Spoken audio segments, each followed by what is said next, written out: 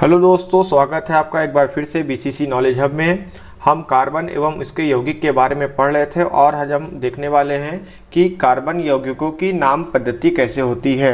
ये एक तरह का देखिए नॉमेनक्लेचर है जिसको बोलते हैं IUPAC नॉमेनक्लेचर। आपके सिलेबस में बहुत ज़्यादा ब्रॉड नहीं दिया हुआ है, बट जितना भी दिया है उसको हम समझने की कोशिश करेंगे। इसको बोलते हैं देखिए IUPAC नॉमेनक्लेचर बोलते हैं, ठीक है।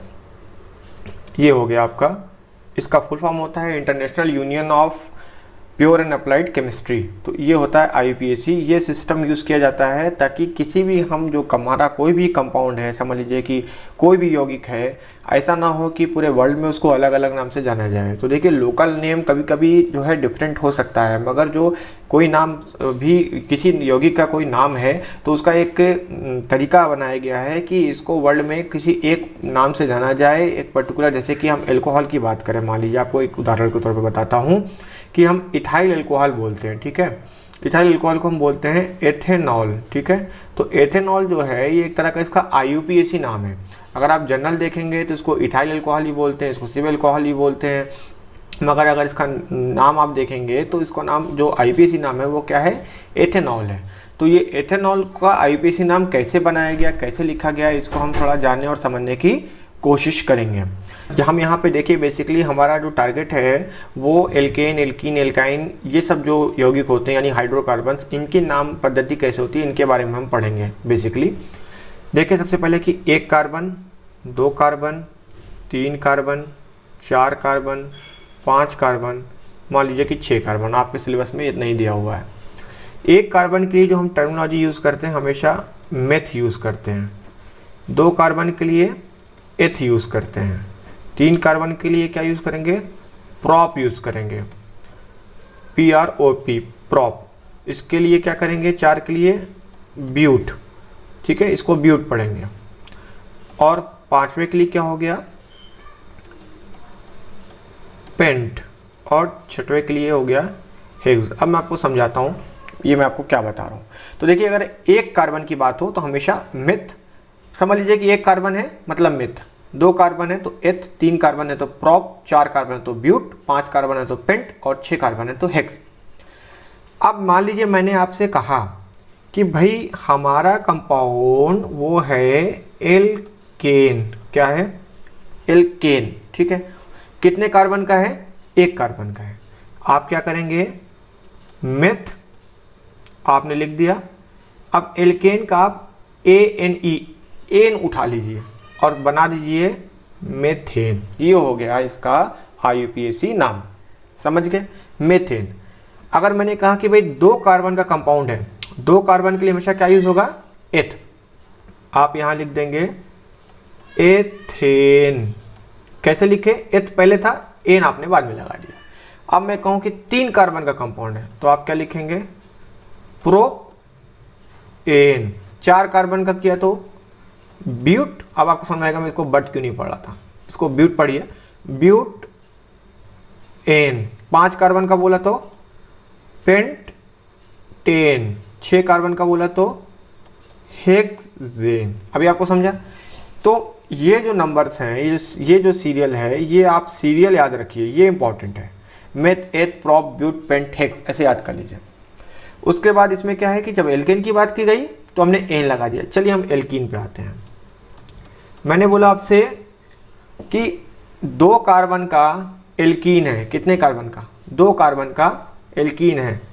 तो यहां पे क्या आएगा, एथ इन। 1 कार्बन का एल्कीन नहीं होता है तो एथ इन। तो एथ आपने यहां से ले लिया और ENE यहां से ले लिया, इन उठा लिया, हो गया एथ इन, एथीन। ये मैं आपको शॉर्टकट ट्रिक्स बता रहा हूँ कि कैसे आपको याद करना है। ऐसे तो जो आपके बुक में मेथड दिया हो सब बहुत कंफ्यूज हो जाएंगे। अब आप प्रोप की बात की गई तो प्रोपीन, ब्यूट की बात की गई तो ब्यूट इन, इसी प्रकार से पेंट की बात की गई तो पेंटीन, और हेक्स की बात की गई तो हेक्स इन। क्लियर हो गया। अब मैंने कहा कि भाई हमारे पास एल्काइन है। एल्काइन आपको पता है, मैंने बताया एल्काइन में कितने बॉन्ड होंगे, ट्रिपल बॉन्ड होंगे। तो ट्रिपल बॉन्ड वाला एल्काइन है। तो चलिए भाई एल्काइन भी 1 कार्बन का नहीं होता है, मेथ नहीं, उसमें ये सीरीज नहीं आएगी, सेकंड से स्टार्ट होगा। एथ आपने ले लिया, अब आपको पता चल गया होगा IYN, 3 अच्छा उठा लीजिए लास्ट का। इथाइन, ये क्या होगा, प्रो पहले से था, प्रोपाइन, ब्यूटाइन, पेंटाइन, तो ये क्या है आप आगे का भी लिख सकते हैं। तो ये आपको समझ गया कि अभी मेथ, एथ, प्रोप, ब्यूट, पेंट, हेक्स अगर आपको याद है तो आपको पता है कि प्रोप बोला तो 3 कार्बन होगा, ब्यूट बोला तो 4 कार्बन होगा, पेंट बोला तो 5 कार्बन होगा। एल्केन, एल्कीन, एल्काइन क्या है उसके आधार पे आप एन, इन या आइन यानी ANE या ENE या YNE इसको लगा के IUPAC नाम को बना सकते हैं बड़ी आसानी से। ये जितने भी आपने फैक्टर्स लगाए हैं अभी देखिए, ये सारे के सारे कैसे हैं, सफिक्स हैं। कैसे हैं, सफिक्स हैं। ये भी कैसा है, सफिक्स है, मतलब पूर्वलग्न नहीं अनुलग्न है, ठीक है, मतलब बाद में लगाया गया है। अब देखते हैं, ये हमको क्लियर हो गया। अब नेक्स्ट हम बात करेंगे कुछ फंक्शनल ग्रुप को ऐड करने की बात करते हैं इसमें। तो देखिए कुछ फंक्शनल ग्रुप्स होते हैं, उनको हम कैसे ऐड करने वाले हैं उसको हम समझेंगे थोड़ा यहाँ पे। मान लीजिए कि यहाँ पे कुछ फंक्शनल ग्रुप जैसे दिए हुए हैं, यौगिकों का प्रकार है, हेलो एल्केन्स है, एल्कोहल है, एल्डिहाइड है, कीटोन है, कार्बोक्सिलिक एसिड है, एल्कीन है और एल्काइन है। मैंने आपको पहले ही बताया है लेक्चर में कि हमेशा हाइड्रोकार्बन्स में जो चेन होती है हाइड्रोजन और कार्बन की, इसमें हाइड्रोजन को विस्थापित कर दिया जाता है, हाइड्रोजन हट जाती है, उसके स्थान पे कोई परमाणु, कोई यौगिक, कुछ अणु आके कंबाइन हो जाएगा या एक पर्टिकुलर कोई फंक्शनल ग्रुप कंबाइन हो जाएगा, जिससे उस यौगिक की जो भौतिक और रासायनिक गुणधर्म है वो भी बदल जाते हैं और बहुत सी प्रॉपर्टीज चेंज हो जाती है। बट अब उसका नाम में भी आपको कुछ डिफरेंस करना पड़ेगा भाई। तो चलिए यहाँ पे देखते हैं, कुछ फंक्शनल ग्रुप पूर्वलग्न होते हैं, कुछ अनुलग्न होते हैं। जैसे हेलो एल्केन जितने भी हैं सब के सब कैसे होते हैं, पूर्वलग्न, मतलब कि प्रीफिक्स की तरह इस्तेमाल होते हैं, जो कि नाम यानी नाम के पहले लगाए जाएंगे। अनुलग्न मतलब हो गया जो नाम के बाद लगाए जाएंगे। तो यानी कि जो हमारा alcohol, aldehyde, ketone, carboxylic acid, alkene और जितने भी बचे सब के सब कैसे अनुलग्न हैं। तो चलिए देखते हैं यहाँ पे। मान लीजिए उदाहरण के तौर पे हमने यहाँ से प्रोपेन उठा लिया, ठीक है, मान लेते हैं कि प्रोपेन उठा लिया। अब प्रोपेन यहाँ पे हमने लिख दिया, ये है। अब हमको पता है कि प्रोपेन क्या है, ये IUPAC नाम है, अभी अभी हमने बनाया, जिसमें कि 3 कार्बन है। प्रोप से हमको पता चल गया, एन से पता चल गया कि ये एल्केन है, ये एल्केन का 3 कार्बन का यौगिक है, ये इतना हमको क्लियर है। अब हम कहेंगे कि इसमें हमने जोड़ दिया कीटोन। क्या जोड़ दिया, कौन सा फंक्शनल ग्रुप जोड़ दिया, कीटोन। यहाँ से देखिए हमने उठाया है कीटोन। तो जैसे कि आपने इसमें कीटोन जोड़ दिया, कीटोन के लिए आगे पूर्व अनुलग्न कौन सा लगता है, ओन लगता है, क्योंकि कीटोन का हम ओन ले लेते हैं। इसको वन ना पढ़ के आप ओन पढ़ेंगे ज़्यादा अच्छा है। तो देखिए यहाँ पे आप क्या करेंगे, नामकरण में प्रोपेन का प्रोपे लेंगे, मतलब कि जैसा कि यहाँ पे एक लिखा हुआ है कि कभी भी नामकरण में सफिक्स लगाने में ध्यान देंगे कि अगर कोई वावेल आता है, AEIOU ये वावेल्स हैं 5, कोई भी 5 वावेल आते हैं तो वावेल को हटाकर हम जो भी सफिक्स है वो जोड़ देंगे। तो यहाँ पे देखिए आखिरी में ई जो है वो वावेल है, इसको हटा दिया हमने, रिप्लेस कर दिया और ओन लगा दिया। क्या बन गया, प्रोपेनोन। क्या बन गया, प्रोपेनोन। ये भी एक तरह का क्या हो गया, IUPAC नाम हो गया ये, ठीक है। पहले भी IUPAC नाम था, यहाँ पे भी IUPAC नाम बन गया। आपने क्या किया, कीटोन ग्रुप लग गया, इसलिए आपने कीटोन ग्रुप का IUPAC नाम बना दिया। इसका आप स्ट्रक्चर अगर बनाओगे तो स्ट्रक्चर देखिए इस हिसाब से है, कार्बन कार्बन कार्बन, आपको 3 कार्बन है, प्रोपेनोन से लग रहा ना 3 कार्बन। मान लीजिए हमने आपको नाम दे दिया कि भाई प्रोपेनोन है, ये 3 कार्बन का कंपाउंड है, उसका स्ट्रक्चर बनाना है आपको। प्रोपेनोन मतलब प्रोप से लग गया, 3 कार्बन आपने फटाफट बना दिया।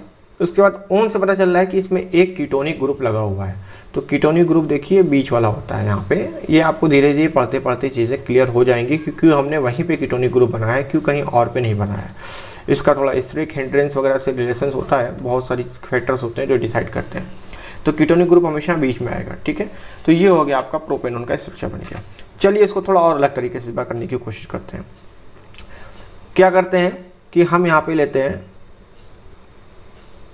1 2 3 कार्बन लिए हमने, ये हमारे हाइड्रोजन हो गए, ये हाइड्रोजन, ये हाइड्रोजन, ये हाइड्रोजन, यहाँ पे सब हाइड्रोजन्स हैं। यहाँ पे हमने एल्कोहल ग्रुप लगाया। हमने आपको ये कंपाउंड दे दिया और बोला कि बताइए ये कंपाउंड का IUPAC नाम क्या होगा, इसका नाम पद्धति बताइए। नाम पद्धति बताने के लिए सबसे पहले आप क्या करिए, कार्बन को काउंट कर लीजिए। कितने कार्बन हैं, कितने हैं, 1 2 और 3। हमेशा फंक्शनल ग्रुप से काउंट करना शुरू करते हैं, यहाँ इस तरीके से, इससे दूर जाएंगे, ठीक है, जहाँ पे आपका फंक्शनल ग्रुप लगा हुआ है। 3 कार्बन आ गए, चलो भाई 3 कार्बन निकल गए। एक तो फिक्स हो गई कि ये क्या है, प्रोप है। एक तो फिक्स हो गई प्रोप है। प्रोप का आगे एन है, इन है, आइन है, क्या है, अरे भाई हमको पता ही नहीं है। चलिए देखते हैं क्या कोई डबल बॉन्ड कार्बन कार्बन के बीच में है क्या, डबल ट्रिपल, नहीं, कुछ नहीं है, तो प्रोपेन होगा। ये क्या होगा, प्रोपेन। बट अब ये है भाई, देखो फंक्शनल ग्रुप भी लगा हुआ है, तो इसका तो कुछ करना पड़ेगा। तो जो फंक्शनल ग्रुप लगा हुआ है, इसके लिए हम क्या कर सकते हैं, प्रोपेन में आपको क्या करना है, आपको ई हटाना है। जैसा मैंने अभी बताया कि कोई वावेल है उसको हटाना है, ई हटा के OH यानी का क्या है आपका पूर्व अनुलग्न क्या है, सफिक्स क्या है एल्कोहल का, चूँकि OH ग्रुप है, OH ग्रुप का ये जो है हमारा एल्कोहल OH ग्रुप होता है, ये ऑल लगाना है, OL, तो क्या हो गया, प्रोपेनॉल। ये आपका IUPAC नाम रेडी हो गया। इसी प्रकार से आप और भी जो कंपाउंड्स दिए हैं उसका कर सकते हैं, सबका भी यहाँ टेबल पे दिया हुआ है। देखिए कार्बोक्सिलिक एसिड, एल्कीन, एल्काइन, बहुत आसान है, बस खाली जो चरणबद्ध तरीके से जो स्टेप्स दिए गए उसको फॉलो करिए। जो मैंने टेबल यहाँ बताई है, इस टेबल को याद रखिए, आसानी से आप कर पाएंगे। अब चलिए आगे बढ़ते हैं और देखते हैं कार्बन यौगिकों के रासायनिक गुणधर्म क्या होते हैं। तो देखिए कार्बन यौगिकों के रासायनिक गुणधर्म के बारे में पढ़ने के लिए सबसे पहले हम दहन से स्टार्ट करेंगे, यानी दहन चूँकि आप पहले पढ़ चुके हैं, यानी बर्निंग। तो ये आप शुरू के चैप्टर्स में आपने पढ़ा भी है कि अगर आप कार्बन की ऑक्सीजन के साथ जो है रिएक्शन कराते हो तो हमेशा आपको क्या मिलता है, CO2 मिलता है, साथ में आपको क्या मिलता है, एनर्जी मिलती है, ठीक है, एनर्जी मिलती है और लाइट मिलती है, ये आपको मिलता है। अगर आपने ध्यान दिया, कभी आपने घरों में कोयला है या कोई भी ईंधन जलाया है, तो ईंधन देखिए जितने भी प्रकार के हैं ईंधन ज़्यादातर क्या हैं, वो कार्बन ही हैं। यानी आपका पेट्रोल हो, आपका डीजल हो, आपके घर में जो CNG गैस आती है और LPG गैस है, या जो कोयला हो, लकड़ी हो, तो ये सारे के सारे किस्में कार्बन के ही बने हैं। कार्बन ही एक अच्छा ईंधन का काम करता है जो अच्छे से जलता है और जलने पे क्या एनर्जी और लाइट देता है। इसी प्रकार से आप जब देखेंगे मेथेन जो है, जिसका फार्मूला CH4 होता है, आप इसको जब जलाएंगे तो इसको जलाने पे भी आपको CO2 प्लस H2O यहाँ पे और साथ में एनर्जी और लाइट मिलती है, एनर्जी प्लस लाइट मिलती है। यहाँ पे आपको ये देखिए, मगर यहाँ पे आपको साथ में H2O भी मिलेगा। और इसी प्रकार से अगर आप CH3CH2OH है, यानी कि एल्कोहल है, एथिल एल्कोहल, उसको बंद करेंगे तो भी आपको CO2 H2O साथ में मिलता है। यहाँ पे कुछ क्रियाकलाप दिए गए हैं, आप उसको देख सकते हैं। बाकी देखिए कि जो संतृप्त हाइड्रोकार्बन है वो हमेशा क्या होता है कि ज़्यादा अच्छे से जलते हैं और अच्छी फ्लेम देते हैं, और जो असंतृप्त हाइड्रोकार्बन है वो हमेशा जो है कज्जली ज्वाला से जलते हैं, मतलब कि उनका फ्लेम जो होता है वो थोड़ा ब्लैकिश होता है, जलने पे जो है वो बर्तनों पे जो है कालापन भी आ जाता है, पदार्थ भी आ जाता है और पीली फ्लेम के साथ जलता है। तो ऐसा क्यों होता है, देखिए जो संतृप्त हाइड्रोकार्बन है, अगर संतृप्त की बात करें यानी जिसको हम सैचुरेटेड बोलते हैं, तो संतृप्त हाइड्रोकार्बन में हमेशा आप देखेंगे कि हाइड्रोजन जो है उसके लिए स्थान नहीं होती, मतलब डबल या ट्रिपल बॉन्ड नहीं होते हैं, ये आपको मैंने बताया था। और असंतृप्त हाइड्रोकार्बन में डबल या ट्रिपल बॉन्ड होते हैं। तो यहाँ पे होता क्या है कि इस केस में जो है पूरी तरह हाइड्रोजन उपस्थित होते हैं, कहीं डबल ट्रिपल बॉन्ड नहीं होता है। ये वाली जो है असंतृप्त हाइड्रोकार्बन है ये थोड़ा अनस्टेबल होती है, मतलब अगर देखा जाए तो ये ज़्यादा स्टेबल अस्थायी होती है, ये कम अस्थायी होती है, और जलने पे भी जो है ये अच्छी फ्लेम देती है और ये थोड़ा पीला या काला धुआं देता है।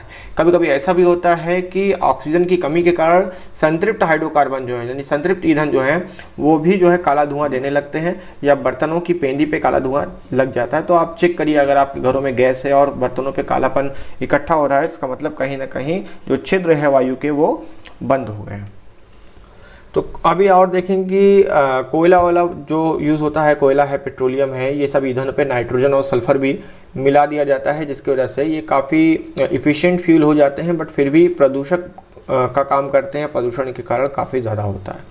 अब देखिए क्यों जलते हुए पदार्थ ज्वाला उत्पन्न करते हैं अथवा नहीं करते हैं, क्या आप जानते हैं में लिखा हुआ है। इसका रीज़न ये है कि देखिए जो भी वाष्पशील पदार्थ होते हैं किसी भी ईंधन में, तो वाष्पशील पदार्थ हमेशा ही जो है वो फ्लेम उत्पन्न करते हैं। अगर कोई पदार्थ है तो अगर मान लीजिए तो उसमें जो वाष्पशील पदार्थ होते हैं उनके वजह से ही जो है वो फ्लेम उत्पन्न होती है। किसी भी अग्नि में अगर आप आग लगा रहे हैं तो फायर में, तो जो अगर फायर में फ्लेम आपको दिख रही है तो फ्लेम किसी न किसी वाष्पशील पदार्थ के कारण ही होगी। और जैसे कि आप मान लीजिए कभी कभी ऐसा भी होता है कि अगर कोई लकड़ी है, अगर आप बोन फायर कर रहे हैं और अगर कोई लकड़ी आप जला रहे हैं तो लकड़ी जलाने पे क्या होता है कि फ्लेम तभी तक निकलता है जब तक उस लकड़ी में वाष्पशील पदार्थ मौजूद है। और जैसे ही वाष्पशील पदार्थ मौजूद नहीं रहेगा, लकड़ी जलेगी तो बट लाल अंगारे की तरह जलेगी, बट फ्लेम नहीं निकलेगा क्योंकि वो वाष्पशील पदार्थ जो है वो वायुमंडल में मुक्त हो गया है। तो यही सब रीज़न है जिसकी वजह से कि कोई भी जलते हुए पदार्थ ज्वाला उत्पन्न क्यों करते हैं, इसका एक रीज़न है। और कलर वगैरह जो फ्लेम का होता है उसमें उपस्थित जो पदार्थ होते हैं उनकी प्रॉपर्टी पे भी निर्भर करता है। आगे देखिए, कोयला तथा पेट्रोलियम का निर्माण, यह भी जानिए। कोयला और पेट्रोलियम का निर्माण देखेंगे तो बेसिकली कोयला जो है वो बहुत सारे कह सकते हैं कि वृक्ष है, पुराने फर्न है या बहुत सारे पौधे हैं जो ज़मीन के नीचे दब गए और धीरे धीरे उनका अवशेष जो है वो कोयले में परिवर्तित हो गया।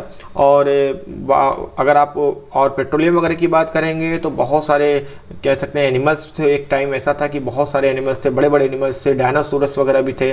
तो एक टाइम ऐसा आया था कि पृथ्वी में बहुत बड़ा भूकंप आया था, सैलाब आया था, जिसकी वजह से ज़मीन जो हमारा भूभाग का हिस्सा है वो पूरा भूकंप के कारण जो है वो ऊपर और नीचे हो गया, चट्टानें जो है ऊपर नीचे हो गई, जिसके कारण ये एनिमल्स जो है उसके नीचे दब गए।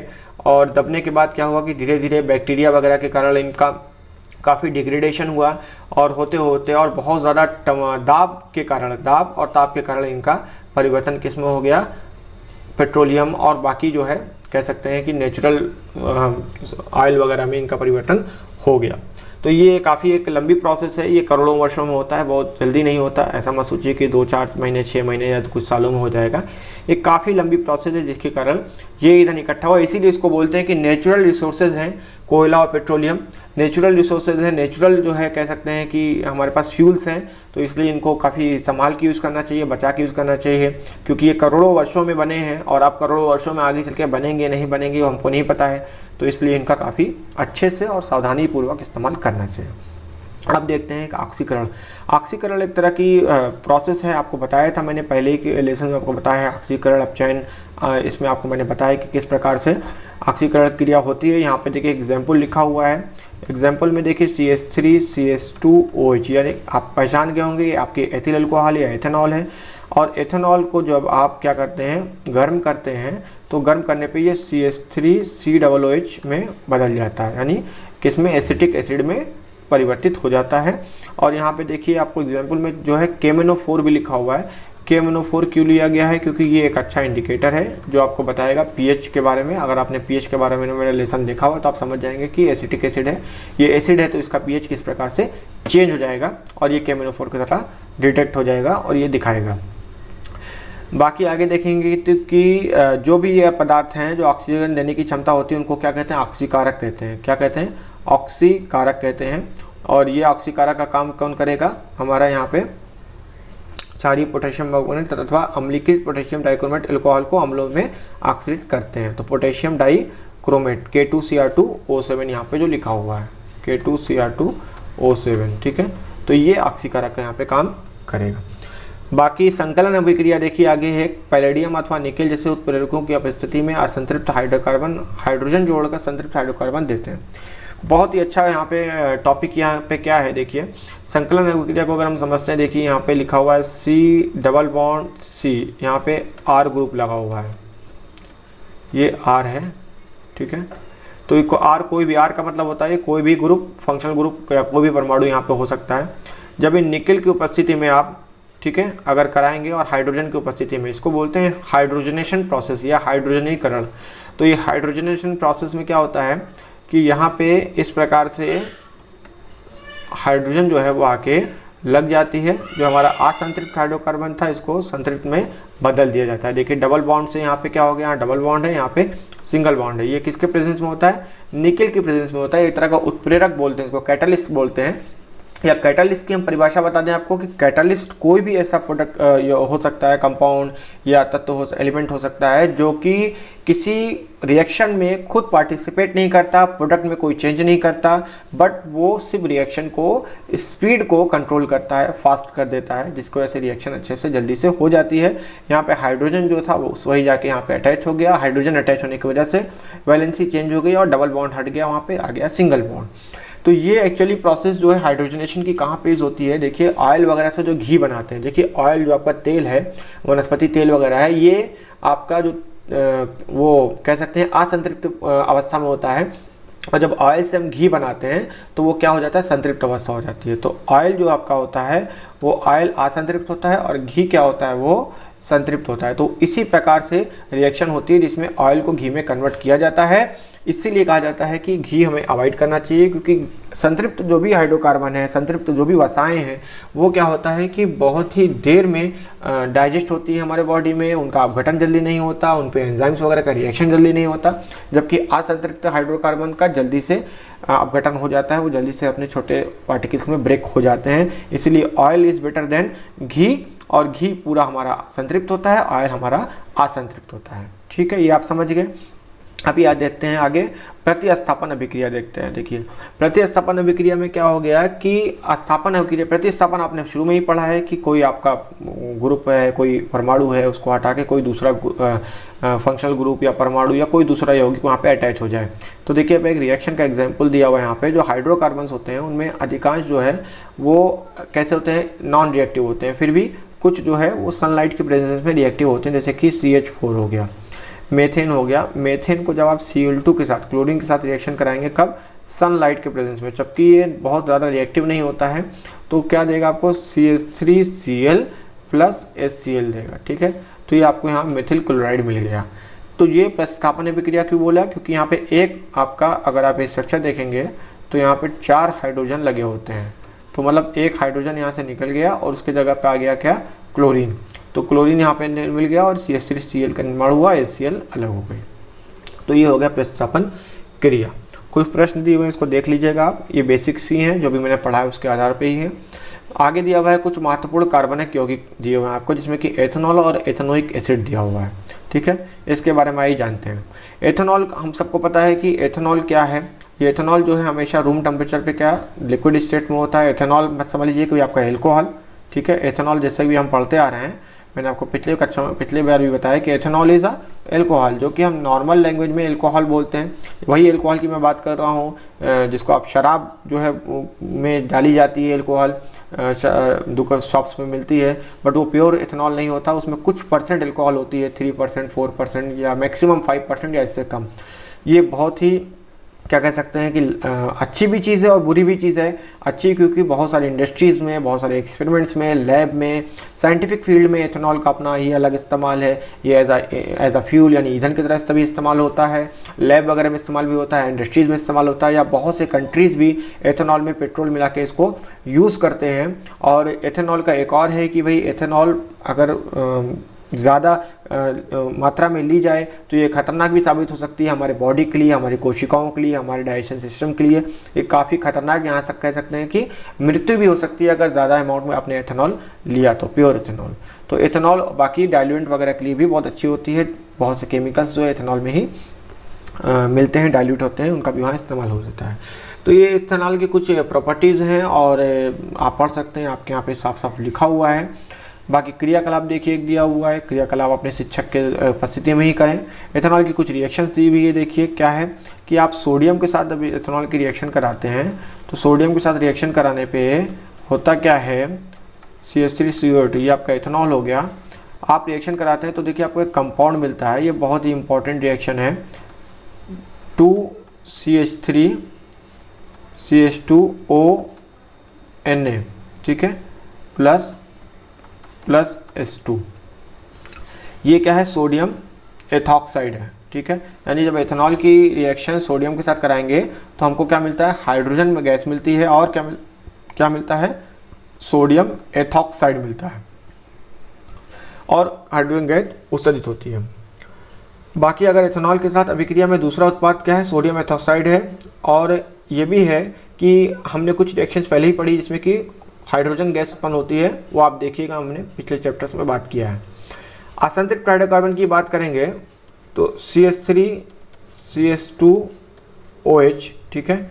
यहाँ पे देखेंगे कि असंतृप्त हाइड्रोकार्बन बनाने की एक अभिक्रिया होती है जिसमें कि हम 443 केल्विन तापमान, मतलब काफ़ी अच्छे तापमान पर एथेनॉल को ज़्यादातर H2SO4 के प्रेजेंस में अगर हम हीट करते हैं तो वहाँ पे देखते हैं कि CH2 double bond CH2 plus H2O मिलता है। ये किसके प्रेजेंस में? H2SO4 के प्रेजेंस में। यहाँ पे हमारे क्या था? एथेनॉल था, यानी कि एल्केन था। एल्केन से क्या बन गया? एल्कीन बन गया, ठीक है। ये हमारा क्या है? एथीन बन गया। और एथीन बन गया किससे? एथेनॉल से। साथ में क्या निकल गया? H2O, सॉरी ये H2O है, H2O है, तो साथ में क्या बन गया? H2O। तो इस प्रकार से हम संतृप्त हाइड्रोकार्बन कह सकते हैं। संतृप्त से असंतृप्त हाइड्रोकार्बन या एल्केन से एल्कीन का फॉर्मेशन भी कर सकते हैं in presence of H2SO4 hydrogen sulphate. और सजीव प्राणियों पर अल्कोहल का क्या प्रभाव पड़ता है, मैंने आपको बता दिया है कि बहुत तरीके से जो ये है हमारे बॉडी को नुकसान पहुंचा सकता है। और अगर आपको एक पॉइंट और बता दूं कि जो मेथनॉल होता है, मेथनॉल बहुत ज़्यादा घातक होता है। एथेनॉल तो फिर भी ठीक है, मेथनॉल को अगर आपने थोड़ी मात्रा में बॉडी में ले लिया तो अंदर जाके ये जो है मेथेनैल बन जाता है, ऑक्सीडाइज हो जाता है। मेथेनॉल एक कंपाउंड बन जाता है जो कि हमारी कोशिकाओं को एक हिसाब से जो प्रोटोप्लाज्म वगैरह होता है उसको फ्रीज कर देता है। अगर मैं सही से करूँ कि सेल्स जो है वो डेड होने लगते हैं और ये बहुत ही घातक होता है हमारे लिए। कह सकते हैं कि टॉक्सिसिटी क्रिएट कर देता है बॉडी में, और ये बहुत ही हमारे लिए घातक साबित होता है। अब देखिए, ईंधन के रूप में अल्कोहल मैंने बताया कि बहुत सी कंट्रीज़ जो है वो क्या करते हैं कि गन्ने का, या हमारे कंट्री में भी है, इंडिया में भी है, कि गन्ने का जो है वो जो गन्ना निकालने के बाद जो मोलेसेस बचते हैं, जो रेजिडुअल मटेरियल बचता है जिसको फेंक दिया जाता है, इसको बहुत सी इंडस्ट्रीज लेके इसको किण्वन कराते हैं, मतलब इसका फर्मेंटेशन कराते हैं बैक्टीरिया वगैरह के प्रेजेंट में। उससे एथेनॉल बनता है, एथेनॉल तैयार किया जाता है। उसको पेट्रोल वगैरह मिला के हम ईंधन की तरह इस्तेमाल भी कर सकते हैं। अब देखिए, एथेनोइक अम्ल के गुणधर्म। एथेनोइक अम्ल मतलब एथेनोइक एसिड, जिसको हम एसिटिक एसिड ही बोलते हैं। तो एथेनोइक एसिड को, एथेनोइक एसिड जो है ये आपका IUPAC नेम है, एथेनोइक एसिड। इसको आप एथेनोइक वो एसिटिक एसिड ही बोलते हैं, ठीक है। एसिटिक एसिड जिसको हम सिरका की तरह जानते हैं actually, but acetic acid pure होता है। अगर आप 4 से 5% लगभग जो है वो एसिटिक एसिड को डाइल्यूट कर दें पानी में, तो ये बन जाता है आपका सिरका, ठीक है, जिसको आप घरों में इस्तेमाल करते हैं अचार वगैरह में डालने के लिए, तो सिरका का इस्तेमाल होता है। यहाँ पे एक दो देखिए क्रियाकलाप दिए गए हैं कि क्रियाकलाप में किस प्रकार से आपको दिया गया है कि आप एसिटिक एसिड को pH वगैरह जो है कंपेयर कर सकते हैं हाइड्रोक्लोरिक एसिड से। ये आपने अब शिक्षक के प्रेजेंस में आप करिएगा।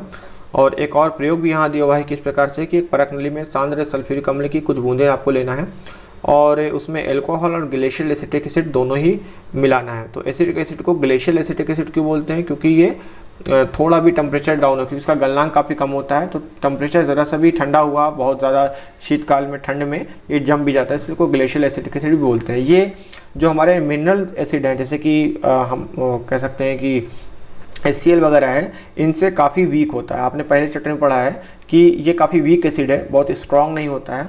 इसकी देखिए जो रिएक्शन लिखी हुई है यहाँ पे, CH3COOH, CH3COOH, ये आपका एसिटिक एसिड का फार्मूला हो गया। साथ में CH3CH2OH, ये आपका क्या हो गया? अल्कोहल हो गया, एथिल अल्कोहल। ये एरो का निशान लगाते हैं कि दोनों तरफ रिएक्शन जा सकती है, आगे और पीछे, फॉरवर्ड एंड बैकवर्ड। उसके बाद आपका बना CH3CO1OCH3, ये क्या बन गया? ये आपका जो कंपाउंड बना है यहाँ पे, ये कंपाउंड है, ये है ईस्टर। तो ये ईस्टर का एक फॉर्म है। देखिए, ईस्टर भी एक तरह का कंपाउंड ही होता है। यहाँ पे जो आप ग्रुप देख रहे हैं, ये जो है ईस्टर को बताता है, ठीक है। तो ये ईस्टर जो है ये स्मेल करने पे काफ़ी जो है अच्छा होता है, इसे इत्र वगैरह बनाने के काम में लाया जाता है। तो मतलब आप एसिटिक एसिड और अल्कोहल की अगर रिएक्शन कराते हैं तो क्या बनता है? ईस्टर और साथ में वाटर बनता है। तो ये इसका गुण होता है जिसकी वजह से इसको बनाया जाता है।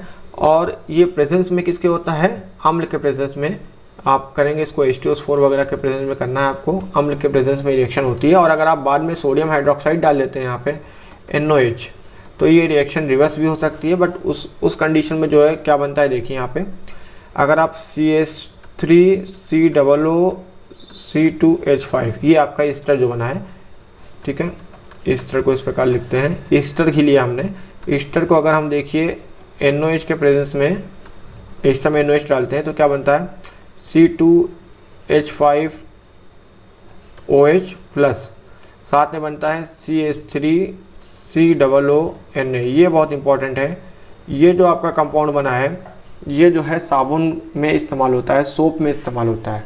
तो सोप इंडस्ट्रीज़ वगैरह में ये रिएक्शन का बहुत यूज़ करते हैं, ईस्टर वगैरह से इसका फॉर्मेशन करते हैं। ये है सोडियम एसीटेट, तो ये एसिटिक एसिड का ही एक फॉर्म है सोडियम एसीटेट, जिसमें कि सोडियम ग्रुप लगा हुआ है, और ये सोप वगैरह में इस्तेमाल होता है। अगर आप यहाँ पे ये रिएक्शन आपकी कई तरीके से प्रोसीड हो सकती है। अगर आप NOH की रिएक्शन डायरेक्ट कराते हैं, मान लीजिए NOH की रिएक्शन आप डायरेक्ट कराते हैं, किसके साथ, एसिटिक एसिड के साथ कराते हैं, ठीक है, CH3COOH, तब भी आपको ये CH3COONA मिलता है, ये तब भी आपको सोडियम का एसिटेट मिलता है, साथ में वाटर। फिर आप थर्ड नंबर पे देखते हैं, मान लीजिए कि आप कार्बोनेट या हाइड्रोजन कार्बोनेट्स कराते हैं, जैसे कि एग्जांपल आपको दिया हुआ है, देखिए दोनों, कि आप अगर सोडियम के कार्बोनेट या बाइकार्बोनेट के साथ भी एसिटिक एसिड की रिएक्शन कराते हैं तो भी आपको सोडियम एसीटेट मिल जाता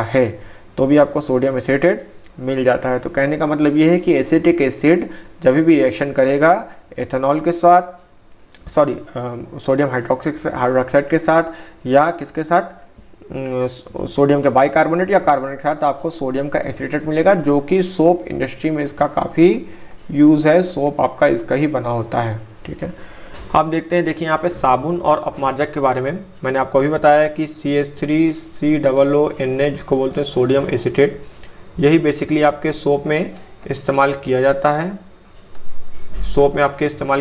यही। यहाँ पे देखिए स्ट्रक्चर बना हुआ है, इसको मिसल बोलते हैं।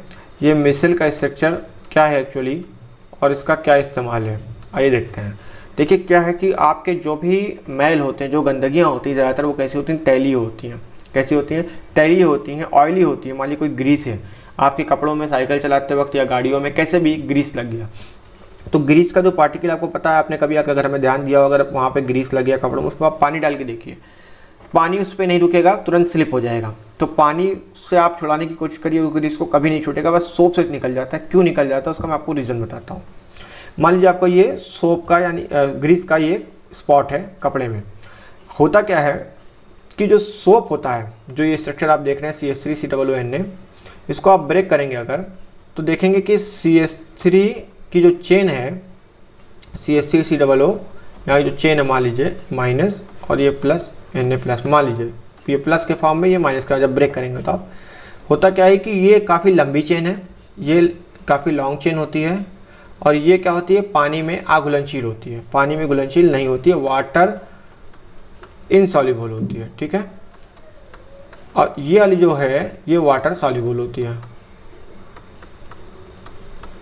मगर ये ग्रीस वगैरह में जो है वो सॉल्युबल होती है।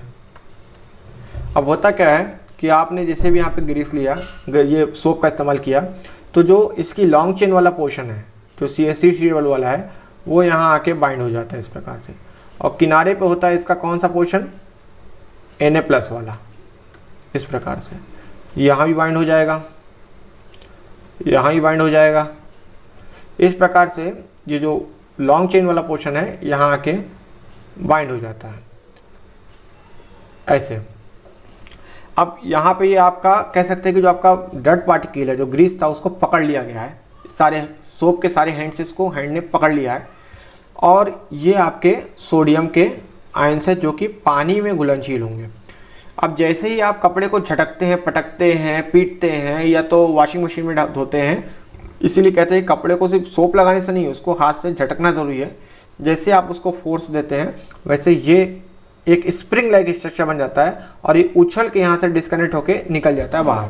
तो जैसे ये बाहर आता है, इसके साथ जो है ये सोप जो ऑयल का पार्टिकल है वो भी बाहर आ जाता है, और आपके कपड़े में वहाँ पे मैल जो ग्रीस है वो निकल जाती है।